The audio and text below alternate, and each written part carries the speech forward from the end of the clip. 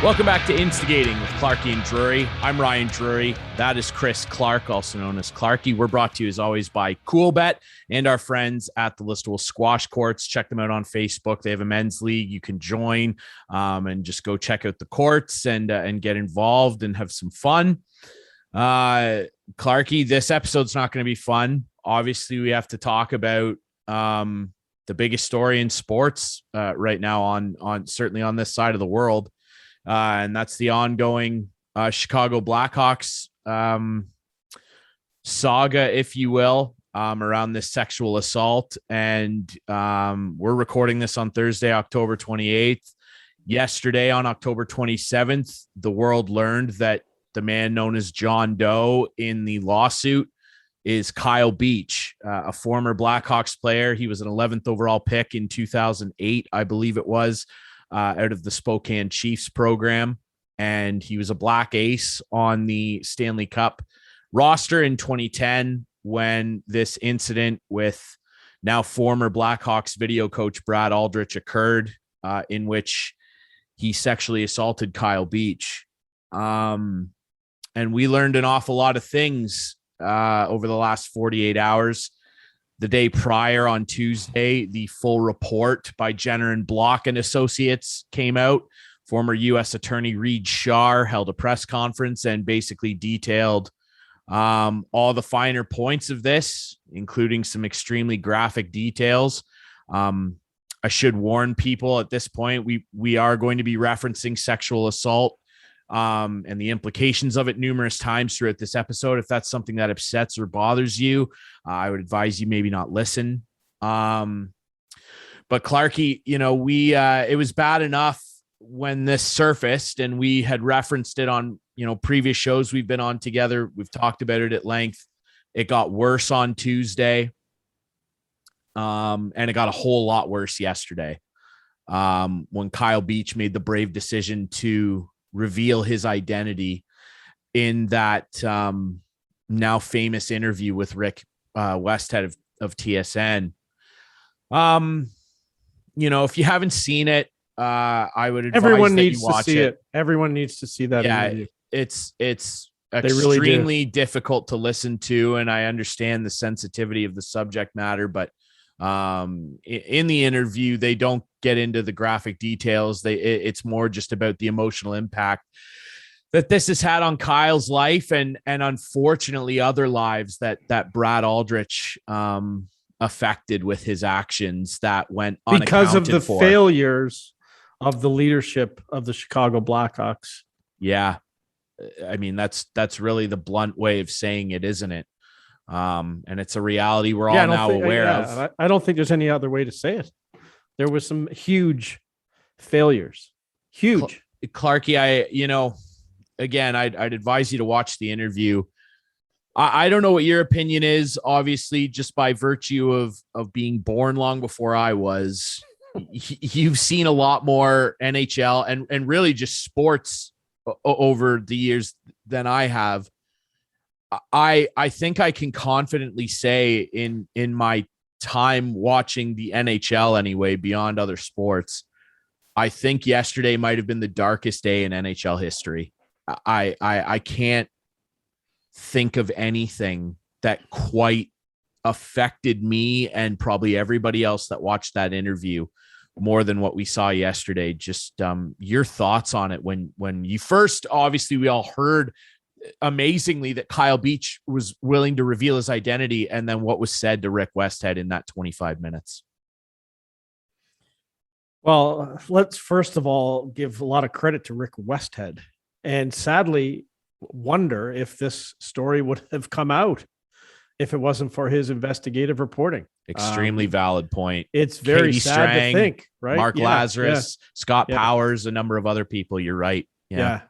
So kudos to Rick, and then for Kyle Beach to come forward yesterday. And yes, it was a very awkward watch. but I encourage people to watch it to see what this guy has gone through, and to feel the pain that this guy's gone through. And then, like, all the failures that led to then a 16-year-old getting assaulted by the same guy, is so tragic. It's just like it seems to me, one mistake after another led to all this. And then 2 hours after the interview with Kyle Beach airs yesterday, the coach who knew about it was allowed to coach a hockey game in the National Hockey League. That blows my mind. It absolutely blows my mind. Like, the NHL has suspended people before pending interviews or investigations. They couldn't have done that here. They couldn't have done that. It's just, you talk about the NHL. This is a huge blunder on their part, and it's sad that it led to Kyle Beach and another person, I guess, was it in Michigan? Yeah. Being assaulted. So yeah, it's crazy. It really is. Yeah. What's upsetting as well, there's so many things that are upsetting, and I'm trying to gather my thoughts here. Obviously one of the most upsetting things is the neglect of the use of power that people above Kyle Beach that were supposed to be looking out for his best interests declined to use. And let's talk. Let's the president of the team, the general manager, the head coach who hired the video coach, Aldrich. Joel Quenneville. Those three guys, right? Those are the three guys. That I'm not saying no one else should have come forward, because someone else should have come forward. No, but they're in the crosshairs. Those are the guys, the three guys who are front and center for sure. And I am willing to give a salt grain of credit to Rocky and Danny Wirtz, who are the president and CEO of the chairman and CEO, I should say, of the Blackhawks. Of course, Bill Wirtz, Rocky's dad, was the longtime owner, passed it down, for making the investigation public. The full 107-page report is available on the team website. I will give them a sliver of credit for that. Mm-hmm. I will give them a sliver of benefit of doubt for, basically claiming that they were unaware of what was going on. I'm willing to believe that, based on the fact that I very much doubt, based on the cowardice that we have seen displayed here, that John McDonough would have went to the owners and said, by the way, we completely ignored this claim. And obviously John McDonough is hiding in a spider hole somewhere. We haven't seen that guy in about a year and a half since he was unceremoniously fired. We have no idea if it's connected to this or not. Really doesn't matter.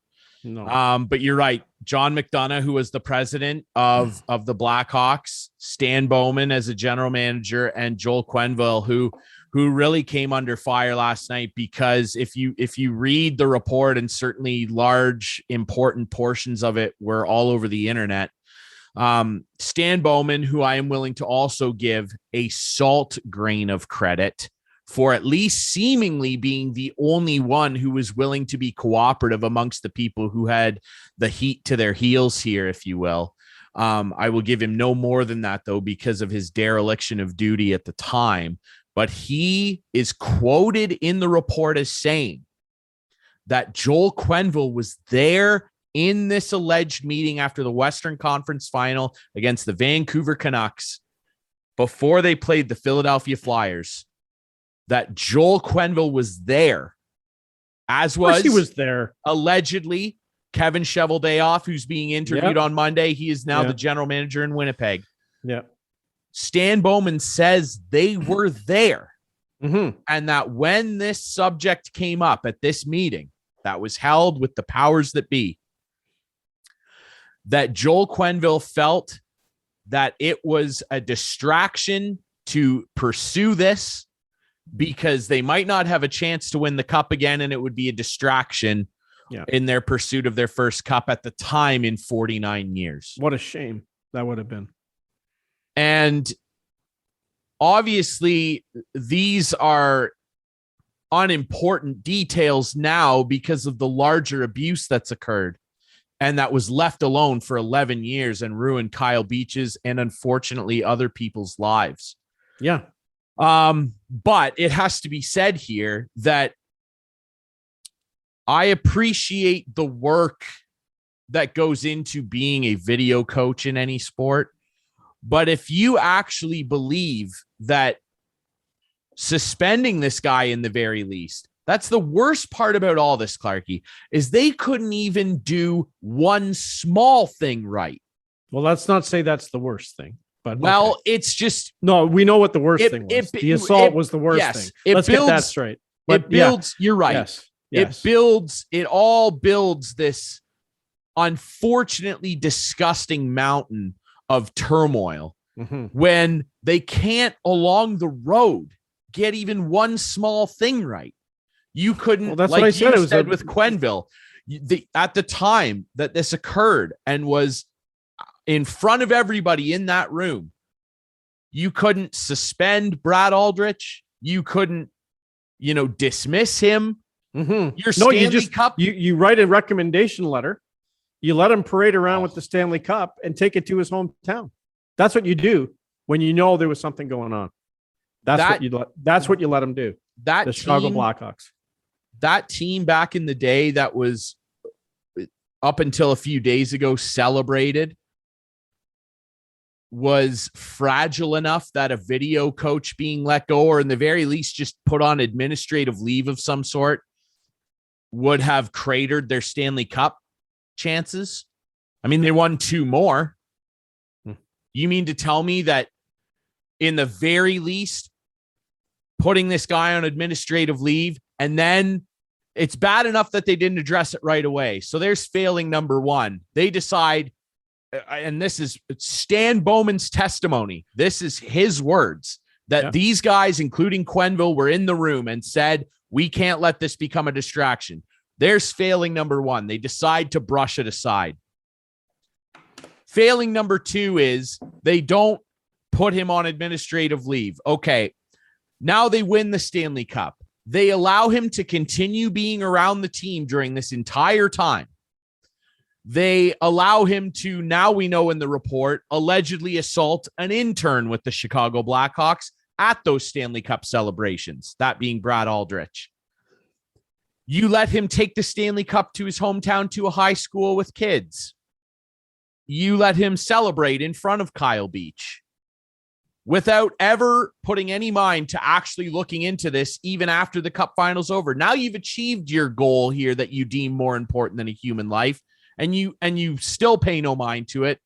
And then, it just gets worse and worse. You just mentioned Joel Quenneville. They allowed him to resign, and Joel Quenneville wrote him a letter of recommendation. That's also according to Stan Bowman. And he went on to work at University of Miami in Ohio, and then went to Hutton, Michigan, and working with the hockey team there at that high school, he assaulted and destroyed the life of a then 16-year-old who is now 24 years old. And Rick Westhead mentioned in the interview that he had spoken with his family or in interviews he's done since, and said that young man's life is in shambles. He's had a marriage fall apart because of this. He's struggling like you would assume anybody would be, like we know Kyle Beach is and has. The Chicago Blackhawks, in my opinion, that era of what we used to perceive as unbelievable success. Let's be honest, a year ago, when you talked about the Chicago Blackhawks from 2010 to 2018-ish, were one of the most celebrated sports stories in the history of the NHL. A modern day dynasty, 3 Stanley Cups in 6 years. That is forever tainted. And it's not just the 2010 championship when this horrific incident occurred. It's 2013 and 15 too, because the powers that be that allowed this to happen were all still there. Want to mention Al McIsaac too, who was involved with the Blackhawks for a long time. Him and Stan Bowman were allowed to resign the other day. I don't know why it wasn't announced that they fired them. Yeah. Every little moment is another PR disaster where they cannot steer this right. Even the owners, even Danny Wirtz in his statement said, I've directed our legal team, and Steve Dangle, who's going to be on this episode later, and his podcast touches on all this. And we're recording this Thursday. Friday, a new episode comes out. They're going to have Rick Westhead on, and I would encourage everybody to watch or listen to that. Steve mentioned this on his podcast earlier this week, saying that, they brought up, I believe it was actually Adam Wilde, his co-host, that Danny Wirtz said, I've directed our legal team to reach a settlement, even though we believe we have a great defense in this case. We're still, meaning that we still think if we go to court with this, we're going to win. But I've directed our people to reach a settlement anyway, essentially given the public backlash. They can't even just say, beyond anything that's gone on here, we're going to do something right and reach a settlement. No, you had to mention, oh, by the way, we still think we'd win the case, but we're gonna tell our legal team to dole out some money here. And Rick Westhead said something, and I was listening to Mark Lazarus on a podcast before we jumped on here, basically saying, how do you even go about figuring out what that is? Because Kyle Beach was an 11th overall draft pick, an extremely highly touted player. Mm-hmm. If this doesn't happen to him and he's able to become even just a regular NHL player, he's 31 now, would highly likely he could probably still be in the league.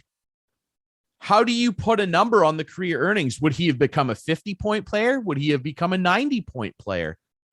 Playing on a line with maybe Taves and Kane, who have also completely fumbled the PR. Fumbled's a gentle way of putting what they've done, alongside other teammates like Duncan Keith, who was on that team. And let's talk about that a little bit now, the players. Many are claiming, outside of guys like Brent Sopel and Nick Boynton, many are claiming that the entire team knew. And of course, Kyle addressed it as well, that numerous players made fun of him at practice for the altercation, which is horrifically disgusting. Let's just assume that maybe Jonathan Taves and Patrick Kane are telling the truth and they didn't learn about this till later. Even if that's true, what they decided to say yesterday, alongside their current head coach, Jeremy Colleton, was absolutely embarrassing. Instead of being in any way contrite, they decided to go on a PR tour for Stan Bowman and Al McIsaac, basically talking about what great guys these guys are. But I understand that Stan Bowman has a relationship with both these guys. Patrick Kane lived with his family when he was a rookie. I understand that. But unfortunately, people in your lives, in all of our lives, are capable and might do things that are extremely unbecoming and outright disturbing. And it turns out sometimes that we don't know people as well as we think we do. Yep. And to come out in the media after seeing what Kyle Beach said and say, I have a statement here. I couldn't believe this when I read it. I just couldn't believe it. This is what Jonathan Taves said after the game against the Toronto Maple Leafs.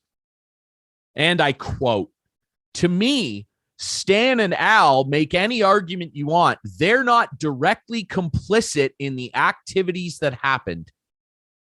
It's not up to me to comment on whether they'd like to deal with it differently or not." This guy's a captain in the NHL.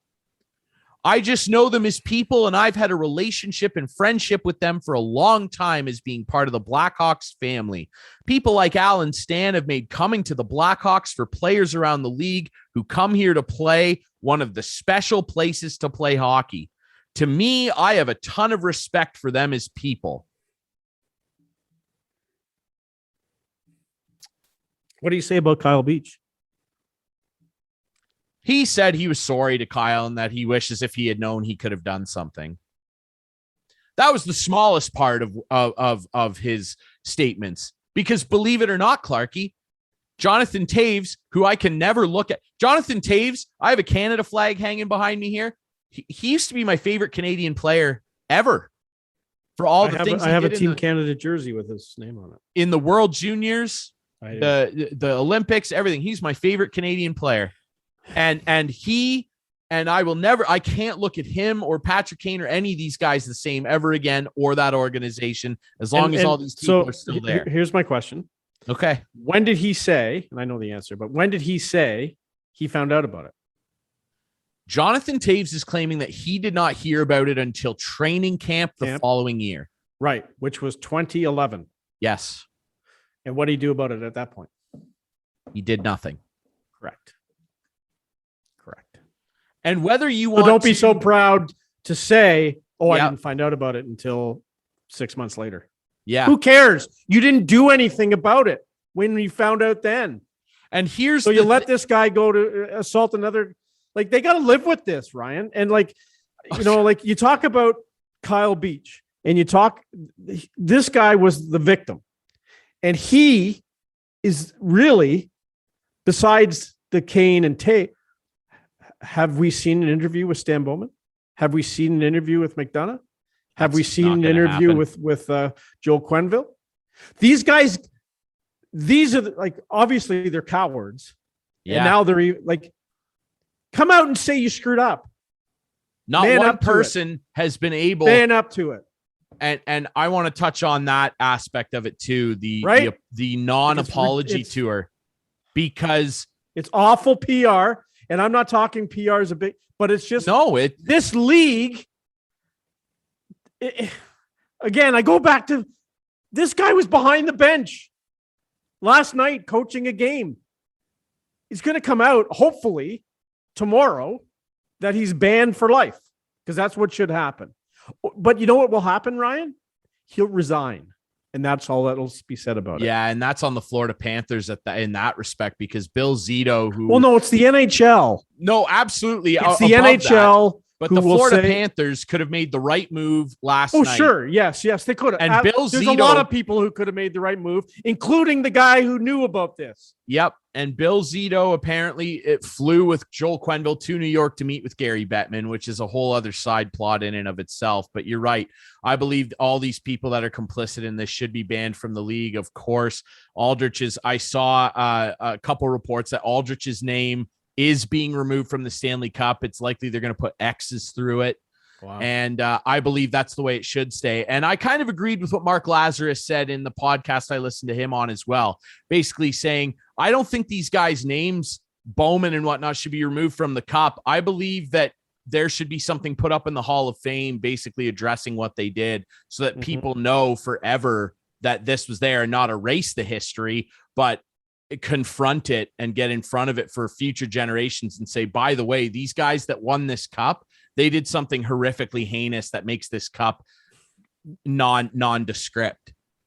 And that's the real crime here, Clarky, is that hockey has a real problem here. And of course, sexual assault is a giant societal problem, but hockey is a sport, you and I both know, that constantly parades around and trumpets and prides itself on being described as a sport that's all about the team and brotherhood or sisterhood and being together, being one. You see dumb, shitty slogans all over arenas that say stuff like all in, one goal. That was the Blackhawks thing. One goal, one family.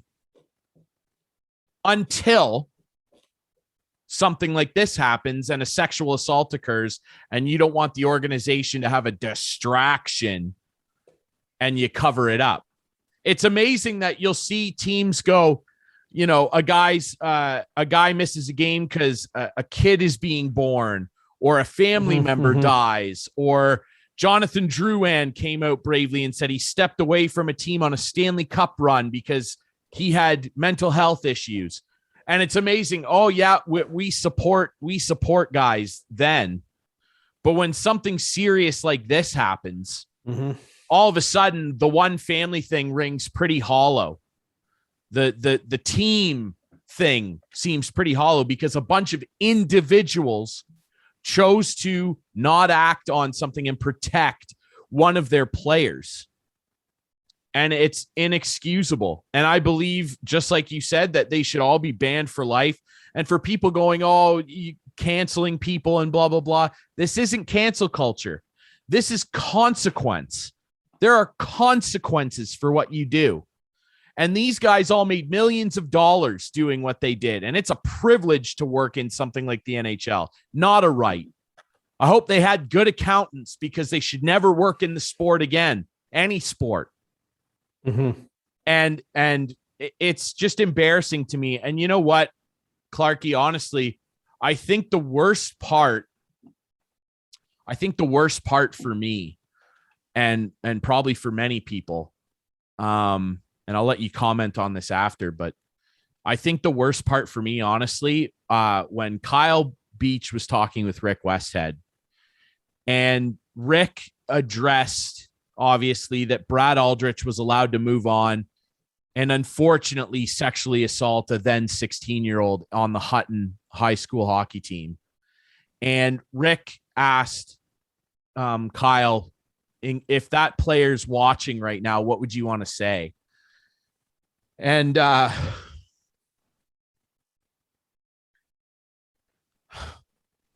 sorry. And then Kyle Beach felt the need to apologize, you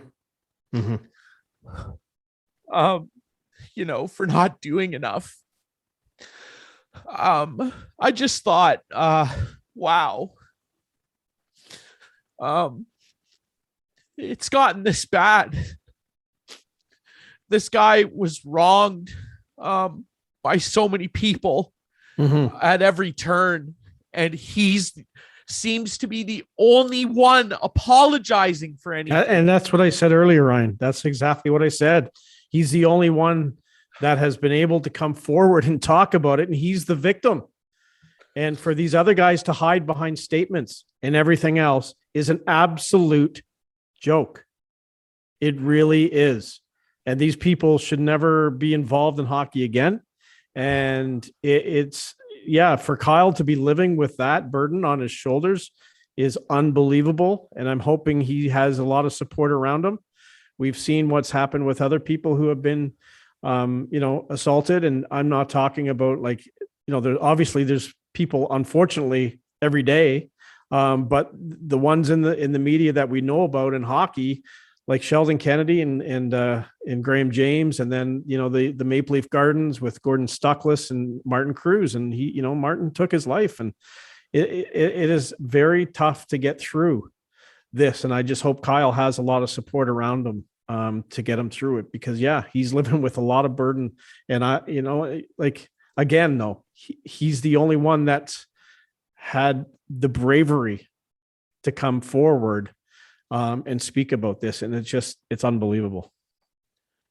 It is, I apologize. I just, no need to apologize. I'm emotional as is. Yeah. And I mean that yesterday, when he said that, I mean, it just floored me. I couldn't believe it. And I'm glad you brought that up too with Sheldon Kennedy and everything that happened, and Gordon Stuckless. And I thought of them immediately after. I just thought, I mean, this is about Kyle Beach. Let's be clear. 100%. But there's, but I thought, how must those guys be feeling watching this years later? Yeah. And going, still. Yeah. And to see it be handled like this, it must just be emotionally obliterating. And I just cannot wrap my head. And I've said this numerous times to you and friends over the years, and I've never meant it more than now. I do love hockey, but God damn it, I hate the NHL. And I've never hated the NHL more than I did yesterday at 6:00. And I don't understand too, Ryan. Like, I know they have to do their due diligence. I don't know what else. I don't know what. I just don't know what Joel Quenneville can say that would make him exonerated in any way. Like, I don't know. Like, he's already said, "Oh, I was brought into the meeting after it had started, and they were talking in general." I'm sorry. I'm calling a little BS on that one. I'm sorry. I know I'm speculating here, which I didn't want to do tonight. Well, but Stan Bowman. But come on. Stan Bowman says he was there. Well, yes, he's not denying he was there. What he is denying is knowing fully about. I'm sorry. I don't buy it. But Ryan, I think we've broken this down, and I mean, I don't know where else.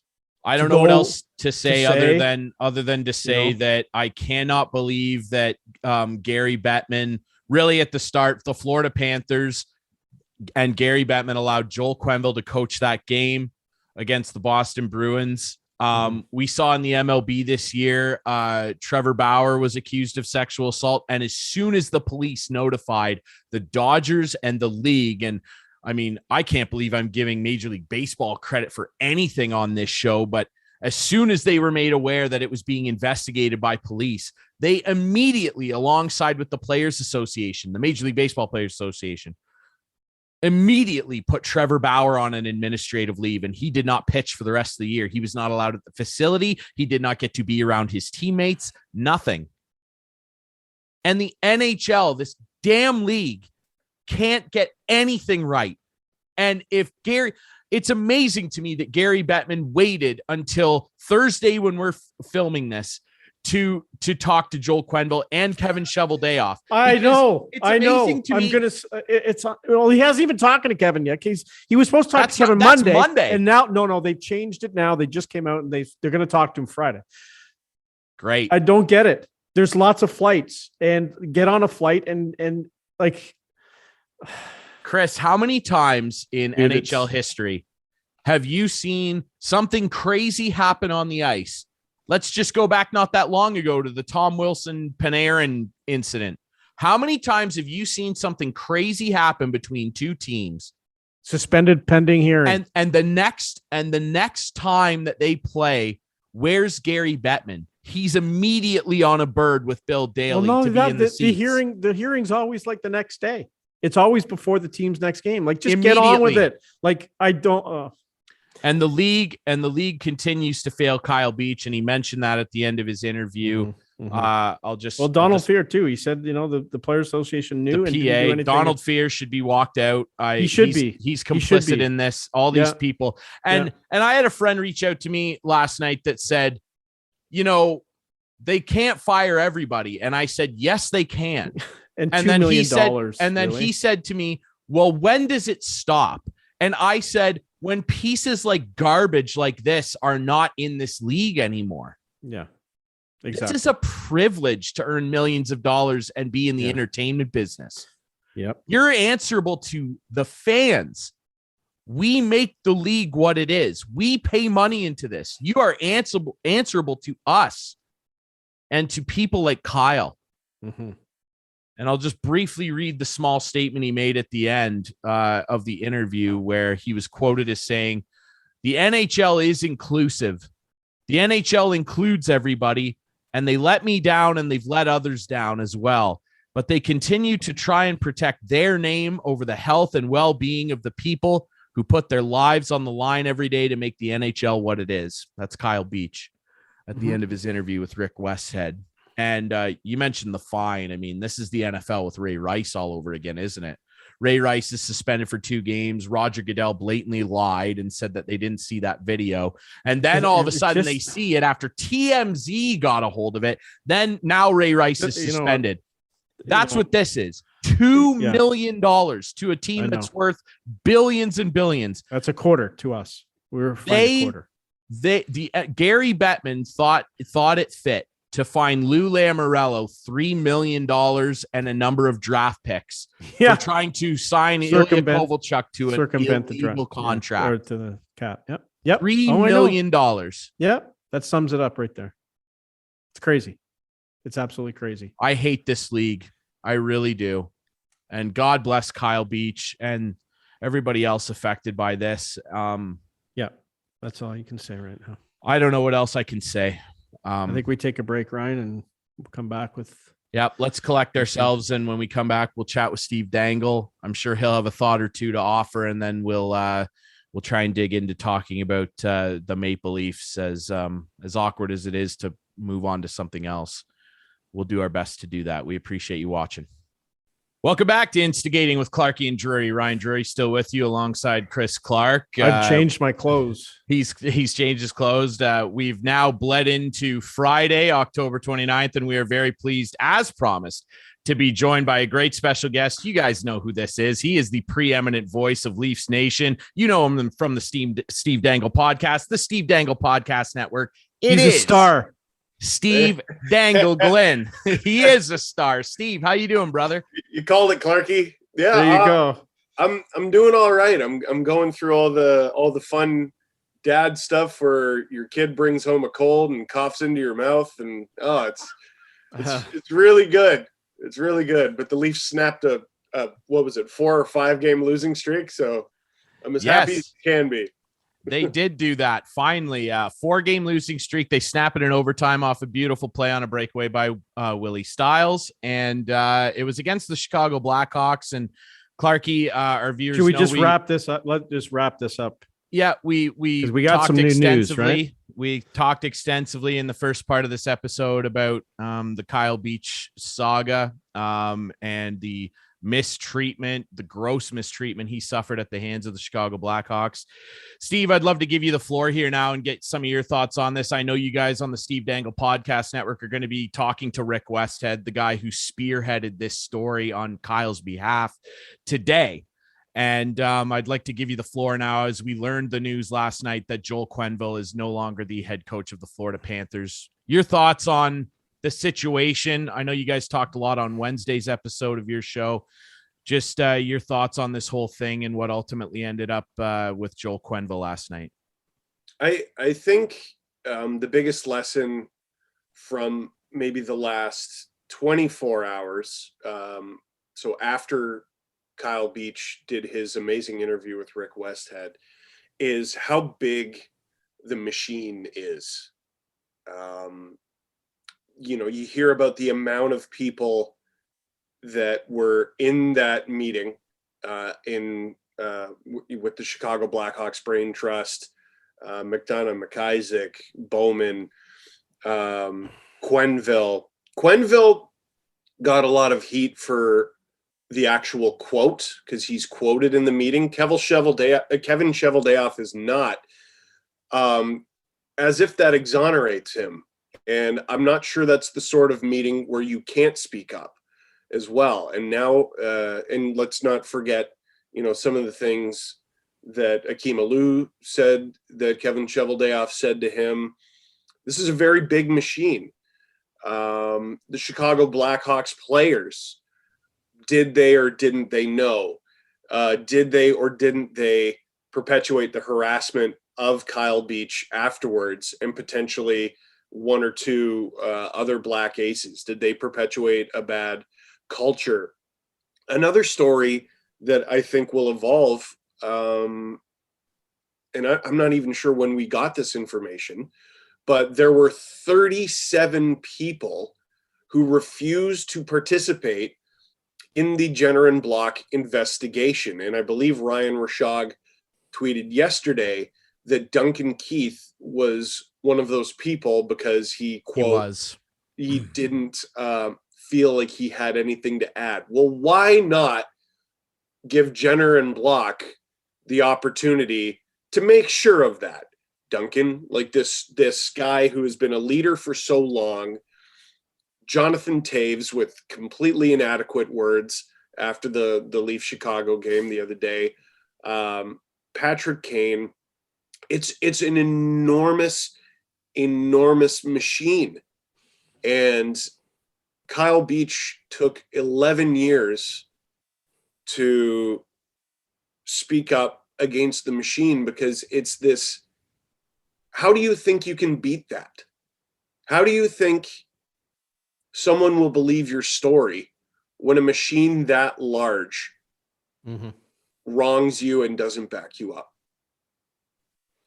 Yeah, that's well said. And I think that's exactly what everybody in the hockey world was thinking. And Joel Quenneville has now paid a price for it, albeit, and I said this to Clarkey before we went on the air, that I got to be honest, I'm kind of disappointed in the statement that Gary Bettman put out, where he basically said at the end of it, albeit saying that everything that occurred was unacceptable, I'm really kind of disappointed in the end of his statement where he leaves the door open for Joel Quenneville and Stan Bowman to come back to the NHL someday, where he says if they ever want to come back, they're going to have a meeting with me first.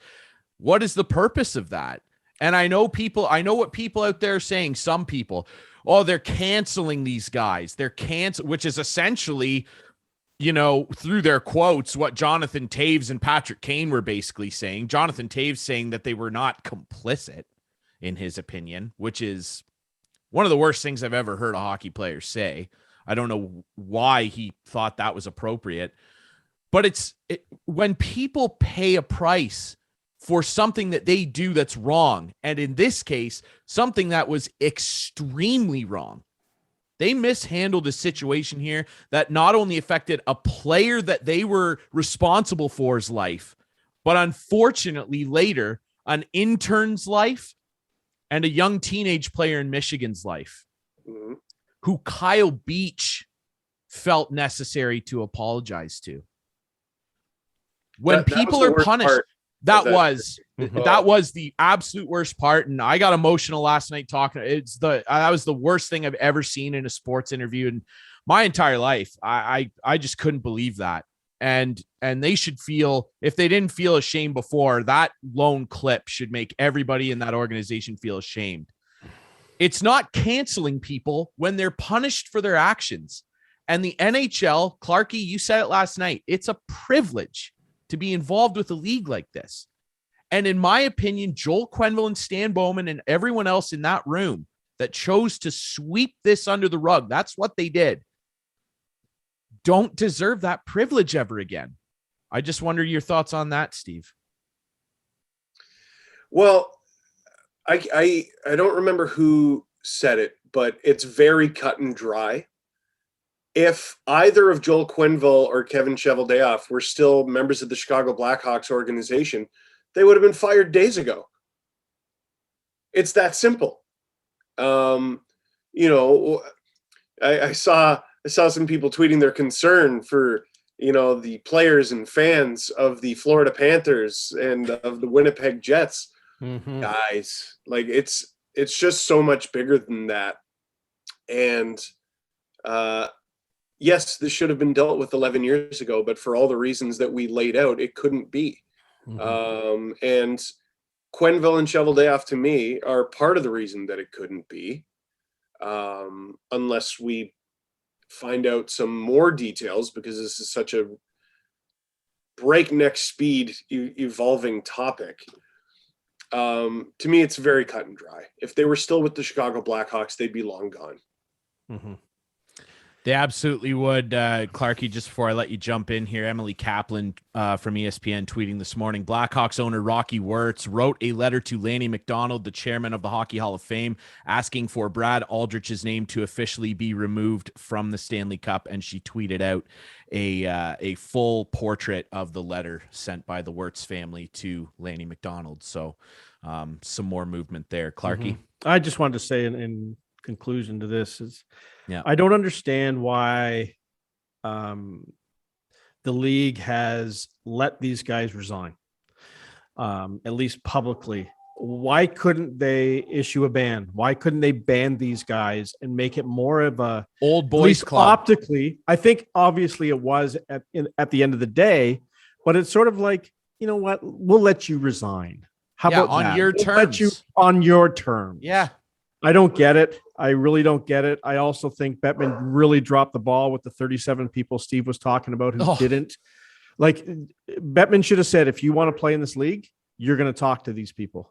Plain and simple. The NHL didn't even want to investigate it themselves. Of course not. Public not. pressure Anyway, forced the Blackhawks to bring Jenner and Block in. That's what happened. right. Right. So I just don't understand why they let these guys resign. It just ban them. Say they're banned. Yeah. Like that to me would have been a way stronger of a statement. But would have been the right thing to do, Clarky, which this league consistently does not do. And I would just say in closing, for anybody out there that's still feeling bad for these people and feeling like they're being canceled, what a lack of empathy. Because if Kyle Beach was your brother or your son or your dad, I doubt you'd feel that way. I really don't. I'm sorry. And so something on that note, because when I found out it was Kyle Beach, I mean, it was going to be disgusting no matter who the player was. But when I found out it was Kyle Beach, I got really boiling upset about it. And it's ironic that I'm talking to you today, Clarky, because I remember Kyle Beach from when we did RBC Junior Hockey Magazine. And I remember the narrative around him. I think he was traded mid-season to a contender in the WHL. And I remember the narrative around him was, well, hey, you're a really talented player, but are you going to behave yourself at your new team? Because he was kind of a wild player. You know, he put up a lot of points and he had a lot of penalty minutes. And I think with that came a certain reputation. And this is how power dynamics work. When Brad Aldrich said, I could ruin your career, that's what he's dangling over Kyle Beach's head. He was, hey, people already think this. I can make your life so much more difficult with that ammo. And it's just different versions. What happened to Kyle Beach? What happened to Akeem Alou? In the same organization, did that make me mad when I found out it was him, because I understood the context. I think it made a lot of people mad, Steve, because, you know, a couple reporters tweeted out old scouting reports of him following the incident, because of course he was traded to the Rangers and then ended up in Europe, where he is now in the third tier of German hockey. And all the reports, this guy's got character issues. He's a problem. He's this and that. All of a sudden the light bulbs have gone on. And it makes a lot more sense now in the most unfortunate way possible.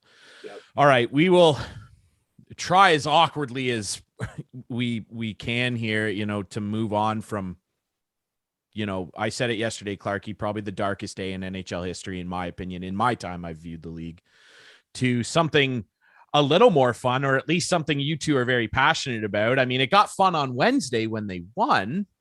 But the Maple Leafs, let's talk. Clarky seems unsure. Clarky's not sure. Well, no, I'm going to interrupt you. Go ahead. Because take over. We were texting throughout that game, and at one point I said I sort of want them to lose, because I think something's got to happen with this team. They do. Something's got to give. And what is that? I don't know. You know what? I started shooting you some names of some coaches who are out there. And it's not that I don't like Sheldon Keefe, but can this guy do it? And then I look, okay, if they do get rid of Sheldon Keefe, my first thing is, who's better? Who's out there? Right. And the first name I threw out was Torts. And I'm like, yeah, that might not. But then I thought the perfect guy for this job is Bruce Boudreau. That's what I think. But anyway, Steve, what do you think? How many coaches are we going to give this team? Yeah, enough to win. What I'm saying. I hear you. I totally understand. And Ryan said the same thing. These millionaires getting another coach, it makes them sick, but just keep bringing them in until they win. That's my thing. Who cares how much they pay them? There's no salary cap. The Leafs make a lot of money, even though they laid me off, because Lord knows I was making too much, I guess. But anyway. Well, I wasn't making too much and they still laid me off, Clark. Don't worry. I wasn't making too much either. Yeah. They man, it's not about the money, because it's not my money. It's just at what point is it the core? At what point is it the common denominator with these guys? I was in the middle of tweeting, I hope there's a trade tonight when John Tavares scored. And so I deleted it. I'm like, okay. And then sure enough, they tied it. And I go, oh, okay. And it would have been way more fun if they had a loss, like as bad as it would have been. Yeah, it's I agree with you, except it was the Blackhawks. Well, I know, but and that's the thing. Like, who did they impress here? They beat the worst team in the league who hasn't won a game, hadn't even had a lead, which they now have. It was a rare night where I think the entire hockey world wanted the Leafs to win. So I tried to bask in that. But you're right. They barely beat just this really garbage heap team. The Blackhawks are bad. I thought they might struggle. I didn't know they'd be this bad. But I tell you what, Matthews, going woo at those fans in the corner. Yeah. After the OT winner, Mitch Marner joking about his broken teeth after the game in the media. I was sort of like, oh, there they are. Mm-hmm. That's Austin. That's Mitch. Like, I don't think any of us don't think that the Leafs have talent. Like they have at least probably top 10. Yeah, talent. when they want to. Yeah. And this is the thing. And last year they consistently wanted to.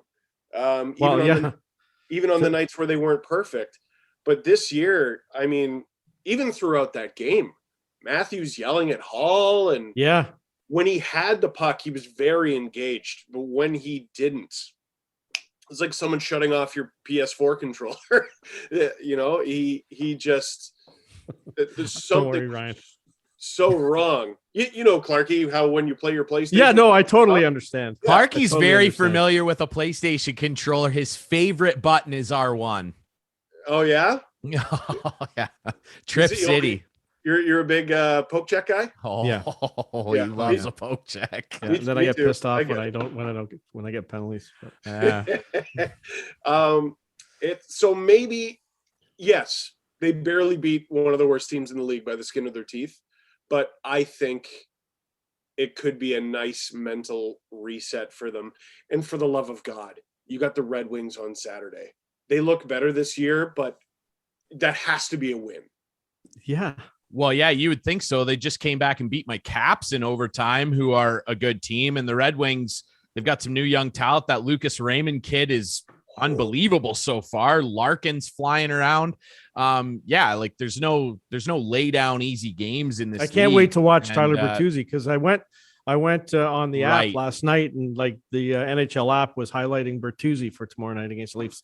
Is he allowed to play? I believe he is, because he is. I didn't think he was. Where are we at here? I think there's only one unvaccinated player in the league. Okay, it's him. I thought it was him. It's him. Yeah. I don't believe you will see the Red Wings leading scorer. I don't think you will.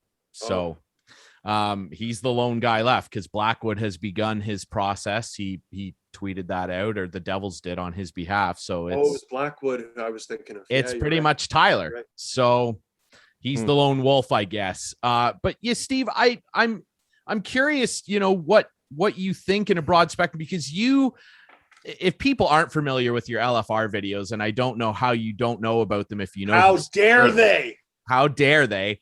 They are must watch internet television. They are must see. And you've talked recently in videos during that little losing streak about how, this isn't game 5. It's not game 6. It's 5 years. Yeah. And I agree with you. And we've talked numerous times, and you can see the Capitals regalia behind me. It's very similar. Like, I was getting pretty angry in 2012, 2013, 14. We also unceremoniously blew a 3-1 lead to the Habs. That was a lot of fun. And the core did stay together, but the difference, in my opinion, is one, the Capitals still had enough cap space to shuffle the pieces around. And they went through a lot of coaches, including your beloved Bruce Boudreau, Clarkey, who I think's an amazing coach, by the way. But they kept them together. I mean, and they figured it out eventually. But I wonder if the situation isn't a little different here because of some of those salaries. Because the difference, I would say, in the two teams is Ovechkin was putting up points the whole time and in the playoffs. Backstrom was putting up points the whole time and in the playoffs. When you look at 18 games in the playoffs without a Mitch Marner goal, their start to this season making very, very elite money. It's a little disappointing, and I kind of wonder, should they fire Sheldon Keefe and give these guys an out? What have they done to deserve that? I don't think there's any way Kyle Dubas is firing his guy, like his hand-picked. Well, then they both might go. Well, I that's think on the players, right? Dubas would get fired before he fires Sheldon. I think he would rather fall on that sword, honestly. Wow. I do too. The number that haunts me the most about that series is 19, which is the amount of points Nylander, Kerfoot, and Spezza had combined in 7 games. You can't lose that series. You can't. You can't. Campbell with almost identical numbers to Price. Oh my God. Oh my God. You can't. You can't. There's no situation where you could lose that series. And it's the Stars. It's the Stars. So I was thinking they play that series 99 times. 100 times. They win at 99. Mm-hmm. But James Myrtle came on my podcast because we were talking about the Tavares injury, and he made a great point that I hadn't really heard anyone make, because that's a genuinely unlucky moment, right? You can't plan for that. But when you have so much money dedicated to 3 players, you leave yourself vulnerable for those situations. Because if one of them gets hurt, unless your league minimum or AHL guys are unreal, you're screwed. You're in a really tough spot. Case in point, well, first of all, they had the U of T goalie backing up. So there was that. Clarkie, they should have got you. I was open. I was available. You should have had someone with a little bit more experience. I don't know who that Bishop guy is. Yeah, exactly. You got the equipment. They should have had you. But do any of us think Jake Muzzin is playing healthy right now?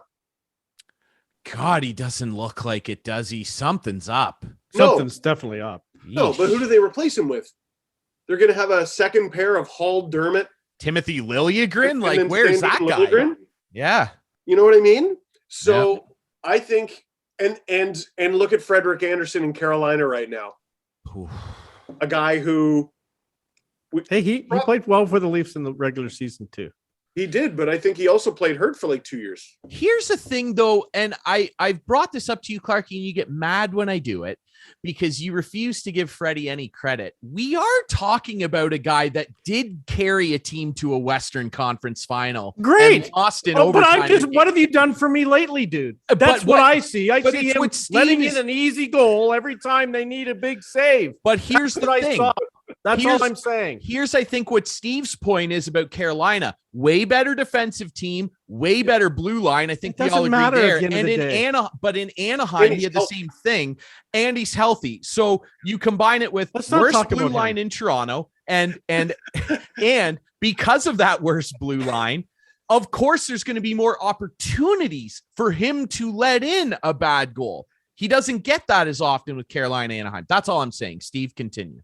Well, my point was more about health. And yeah.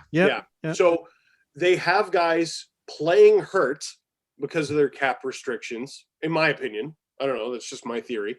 And when guys get hurt to the point where they're out of the lineup, they're left vulnerable. And,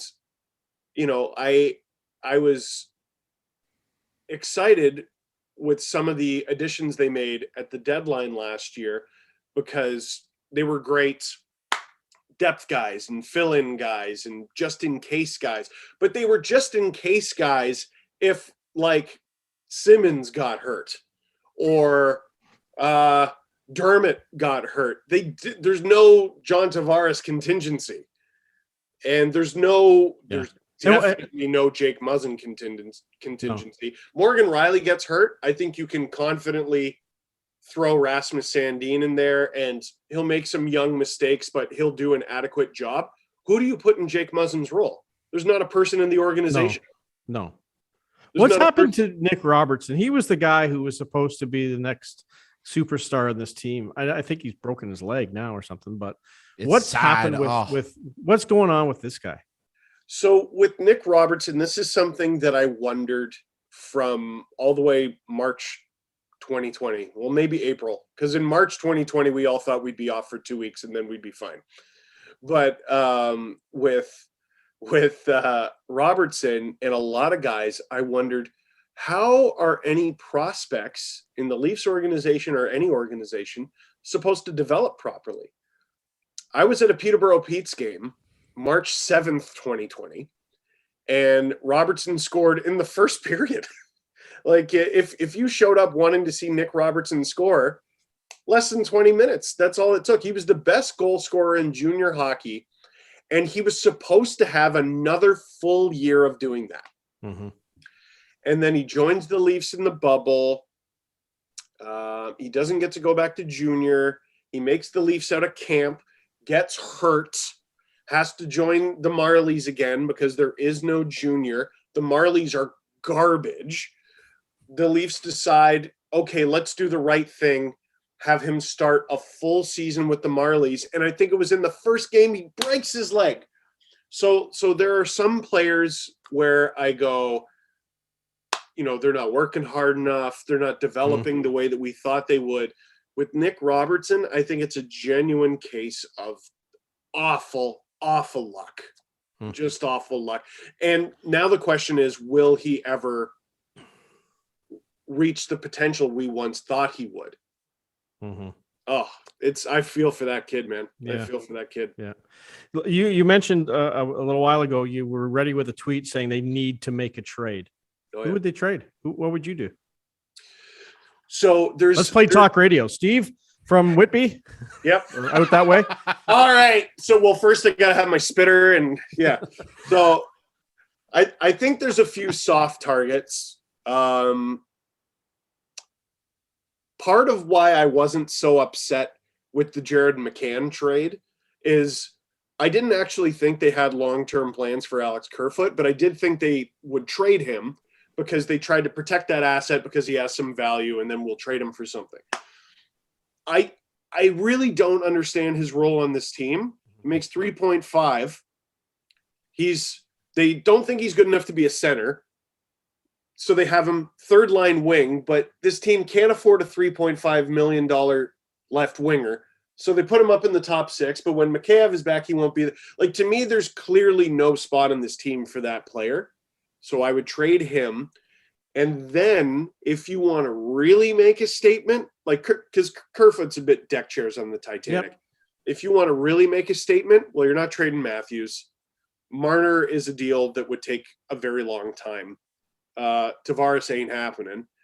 Morgan You Riley. can't. Oh, Morgan. Okay. Yes, I agree. Yeah. I thought you were going to say Philly. You thought he was going to say Nylander, but yeah, Riley makes sense because he's only got a year left here. And when you look at the deals that some of these like Seth Jones, I think Seth Jones is a really good player. He's making 9.5. I don't think Morgan Riley will, but like, how could he not go to a team and say, yeah, you better give me 8.5, and the Leafs just can't do it. Or at least 7.5. And yeah. And, you know, JVR's in the last year of his deal. Should we trade him? Well, no. And they didn't. Mm-hmm. And fine. Hyman's in the last year of his deal. Should we trade him? Well, no, they didn't. And that's fine. Because the caveat was, well, the Leafs are good. Why would we trade them? The Leafs are good. Well, now Morgan Riley's in the last year of their deal or his deal, and they're garbage. So what do you do? Garbage. Please don't say that. Well, you're right. So far, they've started garbage. Yes, it's been poor. That's fair. So, from an easy trade standpoint, like, yeah, Nylander is obviously an option too, Clarky, but Riley. No, I wouldn't trade him. I wouldn't trade Nylander. I wouldn't. He's got. I've heard the argument for and against, and both arguments are complimentary of Nylander, right? Like he's got a lot of value. Yeah. But to me, Riley, last year of his deal, that's the easy one. And you probably flip him for another defenseman that makes similar money to him now and has a bit of term. That would probably be the ideal thing that the Leafs would do.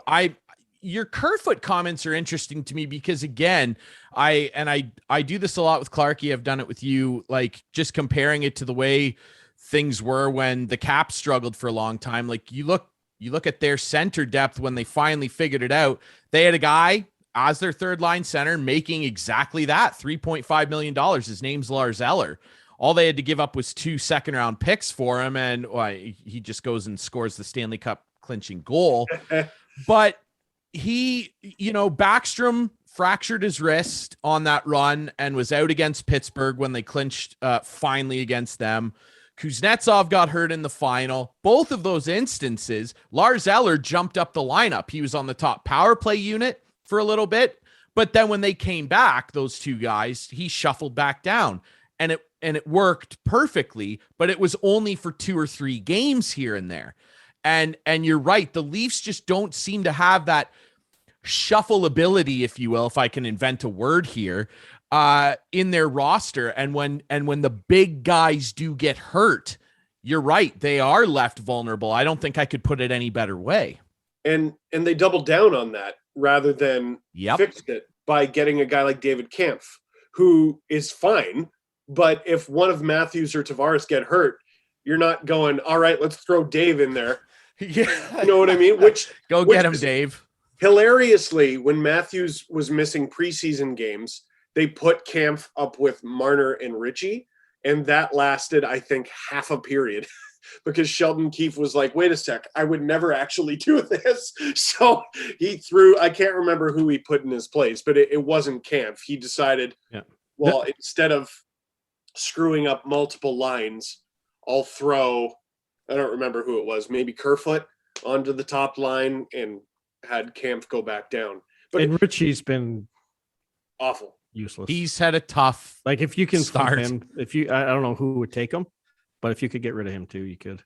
Oof, man. What are you replacing him? What are you replacing him with? That's the issue here, right? It's like, what do you replace that guy with? Because what kind of value? Pick a guy from the Marlies. They can't be any worse. But again, honestly, they can't. So you're plugging an AHL player in to fix an NHL problem again, though, Clarkie. That's what we're talking about here. They're not the Pittsburgh Penguins where they just seem to magically fart guys out that are just like, oh yeah, that guy scores 2 goals, and it's like I don't even know who half their team is anymore. You know what I mean? It's not like that. The Leafs aren't churning out 4th, 5th, 6th round picks that turn into something lately. And that's kind of the issue. If you flip, what do you really expect to get back for Nick Ritchie? Like with his value where it is. A bag of pucks. Just get rid of him. And the bag of pucks is going to play left wing with who? Like, I don't know. It's a weird problem, guys. I don't know how to feel about it. I'm not even cheering for the team. They're not awesomely built. Is basically well, that's the problem, right? Here. That's what we're discovering. Yeah, and there's only 2 people to blame in my Steve, mind. and I'm interested in your thoughts. And Steve, you've talked a lot about this on your LFRs and the podcast. Everybody should subscribe to the SDPN. By the way, they got great shows on there. I just watched Chris Johnston's show the other day. You guys have awesome. Maybe they should put the Instigators on there. Instigating, whatever it's called. What's our show called? We're having a serious conversation here, and you're trying to work a business deal on the side. That's right. Chris Clark, the swindler. I'm curious about that because Clarky, you just said there's 2 guys to blame. What is your reaction when I say, or when people say to you, well, Dubas signed these deals and agreed to these deals because they thought the cap was going to go way up, and they did. And they did. What's your reaction to that? Because it doesn't really help them in the situation they're in now. Dubas signed those long-term deals before the cap went flat, and if I had wheels, I'd be a wagon. Like it's, there you go. Sorry, Kyle. Feel bad for you, bro. Then every team should be in the same spot, and they're not. Yeah, sorry, bro. Right? Team sucks. Like, listen. I still think. And I'll let you go. The Marner deal was the worst. I said it at the time, and it's proving. I think this guy never. That's hard to say too, right? Because like up until he was a first team All-Star last year. I get it. Yeah, we've had a guy regular season. We've we've had a guy on this show who's told us, I'm not going to say who it is, off air, the Leafs will never win with a guy like Mitch Marner. And this guy is involved in the league. We did have a guest say that. Yes. Steve?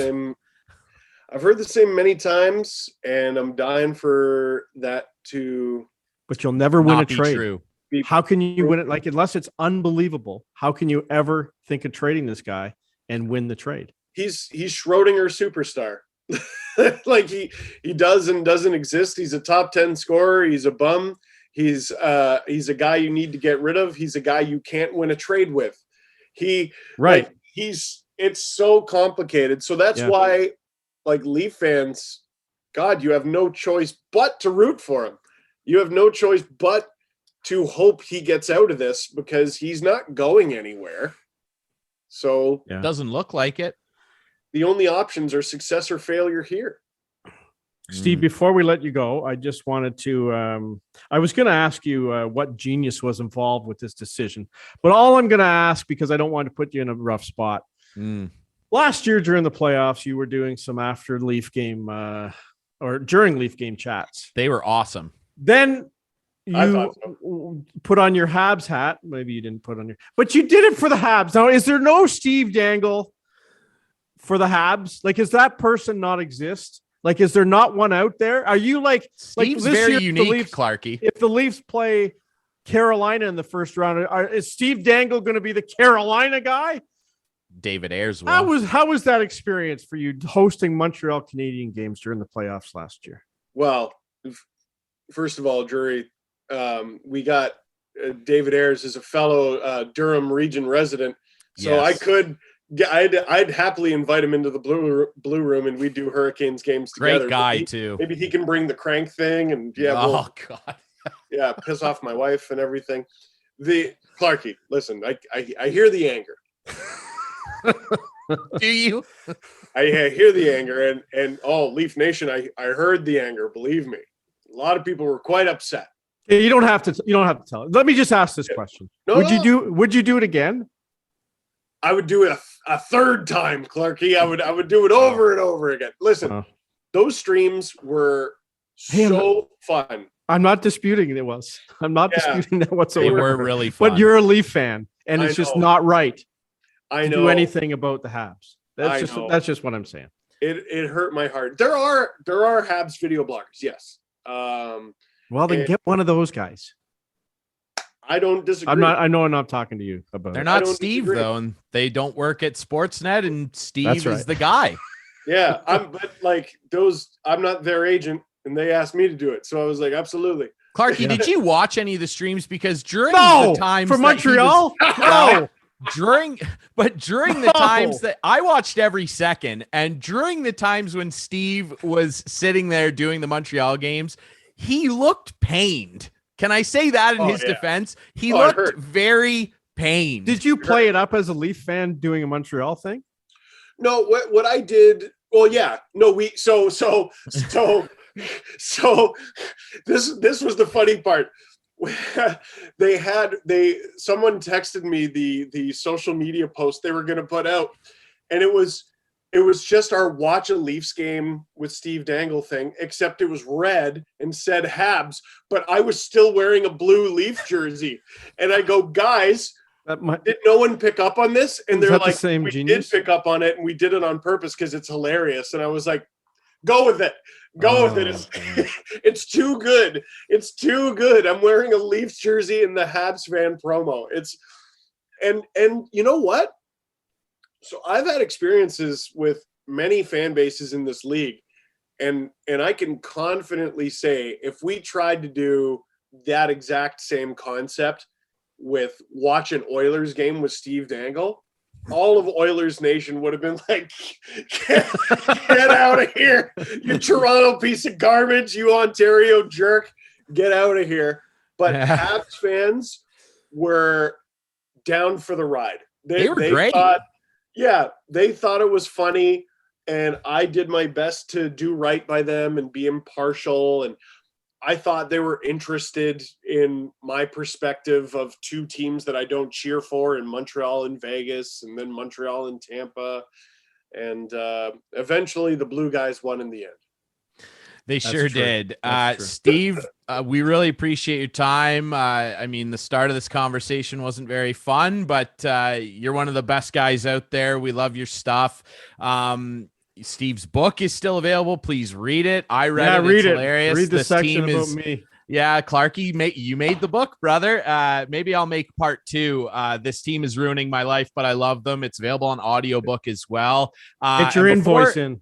Get your invoice in. And before we let you go, Steve, True. You're now an accomplished author, content creator, commentator, and Sounds like you have entered the fashion world as well. Yeah. Tell us a little bit about this. Well, hold on a minute. Okay. Go ahead. Tell us first, and then we'll wait for the package.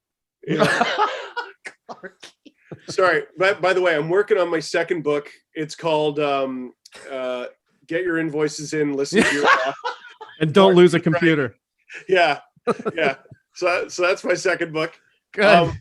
But the merch, yeah. So Sportsnet, I guess, wants to get into this world, and they decided to use me as the guinea pig. And just like with the Habs thing, I don't know how to say no. So we proceeded, and it's done very well. It's done very well. We sold out of a few things, and we're getting some new things, and nice. I'm sure I'm just happy to help. Rogers make some money. Absolutely. And always down to help the little guy. Yeah. and exactly. Yourself as well. You can get the stuff right on Sportsnet's website. And of course, there's links all over Steve's content as well. And I must say, I do pick on him, and I do say some stuff, but he's a big star in this world, in the hockey world, and I'm proud of him. I really am. Thanks, Clarky. You're a big reason for all that. So no, you are. You're the reason. Anyway. Look at this love fest going on now. Clarky, you pick on. No, I'm just saying he's the reason, not me. No, you hang up. Yeah, you hang up. We will hang up. We really appreciate everybody watching this show. This is Instigating with Clarky and Drury. We're brought to you by CoolBet and in part by the Listable Squash Courts. Remember to register on their Facebook page. We really appreciate Steve Dangle of the Steve Dangle Podcast Network and, of course, Sportsnet joining us here on the show. Steve, that was awesome, brother. Really great to see you. Glad you're doing well. Feel a little better. The little guy will come around for you, and we're glad everything's going well with that as well, my friend. I just want to take my son to a second-round playoff game. Someday, man, it'll happen. Hey, man, if the Caps can do it, the Leafs can do it. Come on. Bringing everything around to the freaking Caps. Wrap the show. Thanks for watching. This is Instigating with Clarky and Drury. We'll see you next week.